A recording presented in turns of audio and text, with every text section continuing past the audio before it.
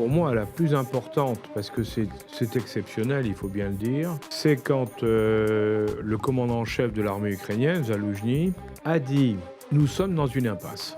Que le chef d'état-major des armées d'un pays en guerre reconnaisse qu'on est dans une impasse, c'est quand même avouer une situation qui est un peu difficile pour des militaires. Et j'ajouterais que peu de temps après, Stoltenberg, le patron de l'OTAN, comme vous savez, a ajouté « Ah, sur l'Ukraine, il va peut-être falloir se préparer à des décisions difficiles ». Alors, en réalité, qu'est-ce qui se passe ? Premier point, il y a un conflit ouvert entre le président Zelensky et son chef d'état-major des armées.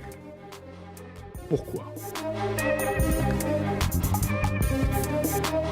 Zaloujny et Gerasimov, le patron de l'armée russe, ont déjà discuté. Alors bien sûr, on ne va pas vous dire qu'ils sont en train de négocier la paix, mais il y a des contacts déjà et des échanges, et on peut penser, pour que ça bascule, que d'un côté que Poutine soit d'accord. Il faut pour ça qu'il ait été réélu. Et d'un autre côté, il faut que du côté des États-Unis, la pression soit telle qu'on dise « bon, il faut arrêter le massacre ». Il va se passer en 2024 plein de choses. Et ça pourrait bien se terminer avant la fin de 2024.